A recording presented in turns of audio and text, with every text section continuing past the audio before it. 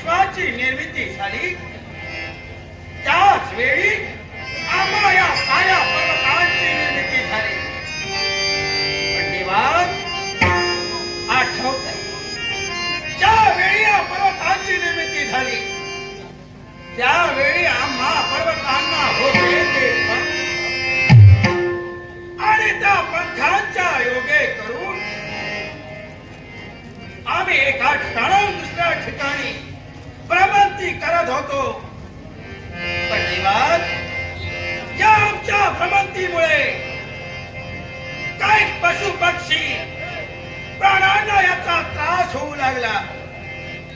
उत्तरेकडून पश्चिमेकडे वाहणारे वारे यांना अडथळा निर्माण होऊ लागला. त्याच वेळी या साऱ्यांनी तुझ्याकडे याचना केली. असे ते सारे पर्वत एका ठिकाणाहून दुसऱ्या ठिकाणी जाऊ लागले तर आम्हा जीवांचं काय? त्याच वेळी देवा तुझ्या सुदर्शन चक्रानं आम्हा साऱ्या पर्वताचे पंख छेदले. त्या दिनापासून आम्ही सारे पर्वत एकाच ठिकाणी स्थिरावले गेलो आणि त्या दिवसापासून तू आम्हावरची जबाबदारी दिलीस ते म्हणजे या साऱ्या पर्वतांचा राजा म्हणून या हिमालय पर्वताला तू मान्यता दिलीस आणि त्याच योगे करून तू दिलेली जबाबदारी हा हिमालय पर्वत योग्य रीतीने पार पाडतोय, योग्य ते न्यायदान देतोय. देवा हे जे काही चाललंय फक्त आणि फक्त तुझ्या कृपेने. अरे निमित्त मात्र हा भक्त हिमालय पर्वत आहे. म्हणून हे सर्वेश्वरा हे जगन्नाथा तुझी कृपा दृष्टी माझ्यावर सदैव राहू द्या, सदैव राहू द्या, सदैव राहू द्या. सर्वेश्वर नटना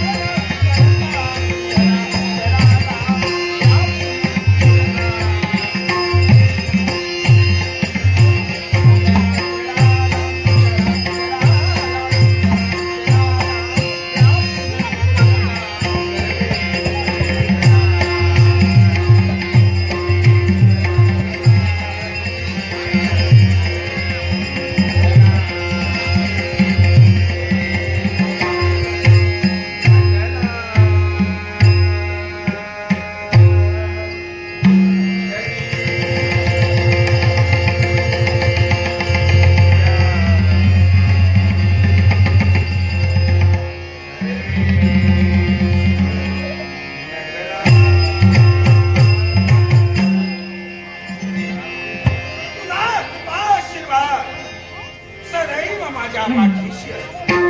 पण देवा, सर्व काही कुशल चालत असताना मनात फक्त एकच समज, आणि तो कोणता असेल तर देवा, प्रत्येक बापाच्या मनात तो म्हणजे कन्या रत्न जर त्याला असेल तर प्रत्येक बापाच्या मनात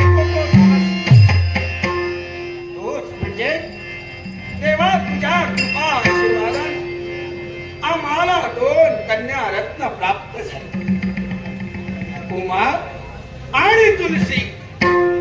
आणि देवा तुझ्या कृपा आशीर्वादानं वयानं ती कवर झाली आणि मनात एकच मणिदास, आणि तो कोणता असेल तर कन्या गुणातून मुक्त होणार. म्हणूनच माझी बाळ उमा कलेनं वाचते, शिवशंभू महादेवाची भक्ती करते. पण देवा, मला माझ्या कन्या गुणातून मुक्त व्हायचं, पण अद्याप माझी बाळ का बरं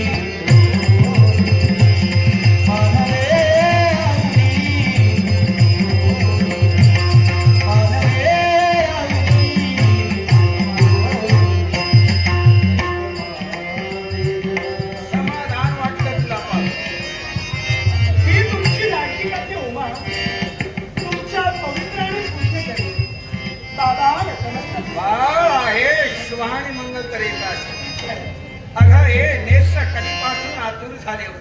काय सांगता? केव्हा एकदा बाळ उमेला पाहिजे, आज विलंब झाला. कळतंय मला. आणि म्हणूनच तर बाबा तुमचा आशीर्वाद घेण्यासाठी शर्मर माझ्या सारा मैत्रिणी आणि त्यांचा त्याग नाही केला. धावात पळत लगबगीला आज तुमच्या जन्मापर्यंत माझी पावलं पडली. कारण जोपर्यंत बाबा तुमचा आशीर्वाद घेत नाही ना, मन मात्र माझं काही समाधान होऊ शकत नाही. म्हणजे मैत्रिणी सोबत होती म्हणून तुला विलंब झाला. पण बाबा एक सांगू, या विश्वात धनाने सर्व काही विकत घेता येतं. या विश्वात धनाने सर्व काही विकत घेता येतं. पण आईसारखा स्वर्ग आणि बापासारखी सावली या जगात कधीही विकत घेता येते. योग्य बोलली. तोच तुमचा कृपा आशीर्वाद, तीच तुमची पाखर छाया या तुमच्या लाडक्या कन्याच्या पाठीशी बाबा सदैव सदैव आहे. सदैव सदैव राहिली.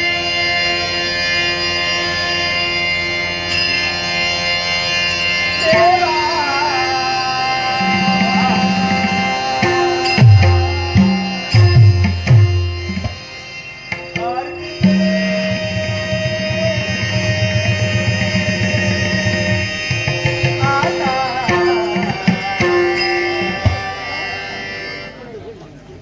वा वा वा.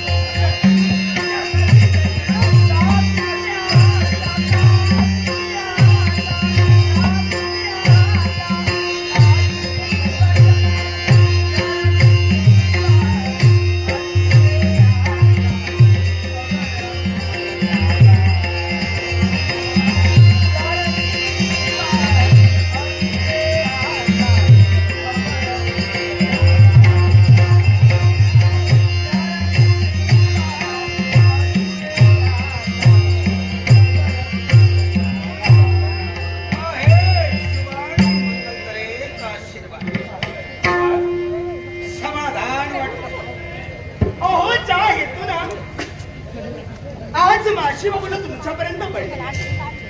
बाबा तोच तुमचा आशीर्वाद आज या लाडक्या कन्येला प्राप्त झाला.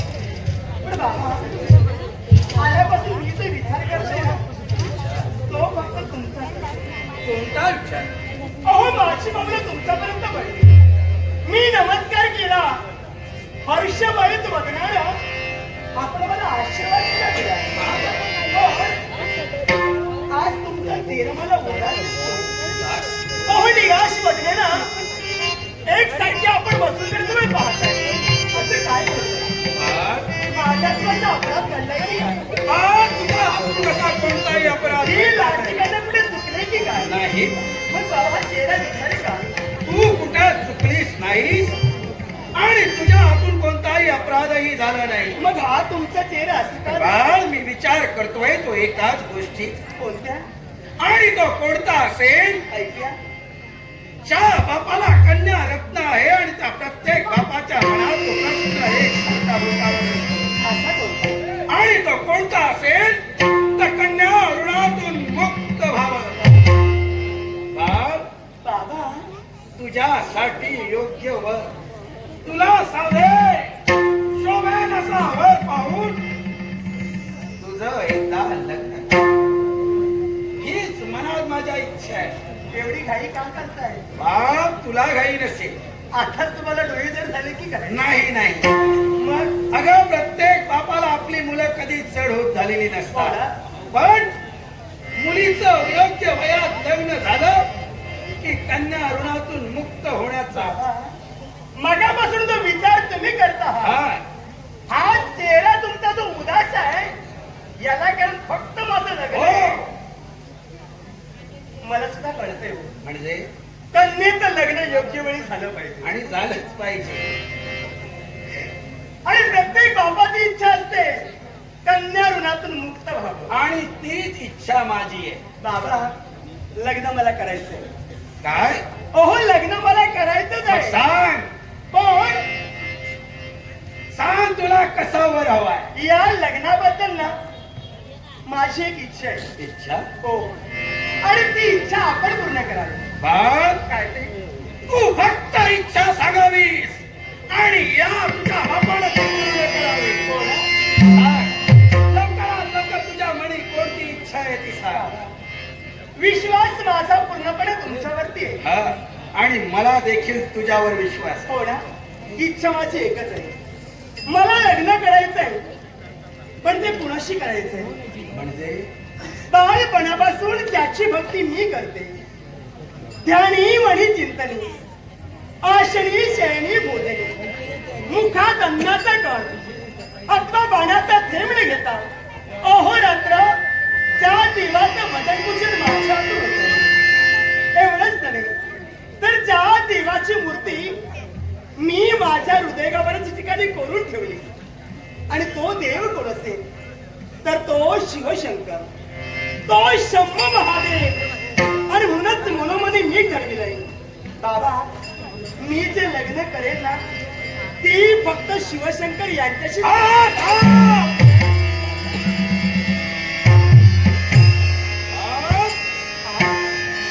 काय बोलण्यासाठी तत्पर झाली? माझ्या मनातील इच्छा मी तुम्हाला कथन केली. अगं ठामे शब्द तुमच्या मुखातून ज्या देवतेची तू लहानपणापासून भक्ती केलीस तेच म्हणजे कयापुराती शिवशंभू महादेव. हो पण बाळ काय ते?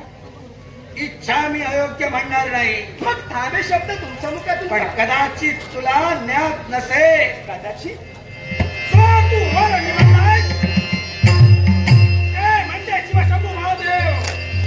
सत्य परिस्थितीत तू काय याची तुला जाणीव आहे?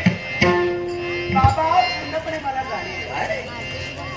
त्यांच्या बाबतीत जो जो प्रसंग घडलाय याची पूर्णतः कल्पना मला आहे. शिवशंकर सांप्रत आहेत ना ते बद्रिका आश्रमात आणि तुमचं मन मित्र बनते ते बद्रिका आश्रमात असताना माझी इच्छा पूर्ण कशी काय होणार आहे? कारण ते भद्रिका आश्रमात असल्यामुळं त्यांना किती वेळ किती काळ लागेल याची तुला कल्पना नाहीये. म्हणूनच म्हणतोय अन्य कोणताही तुम्हाला वरदान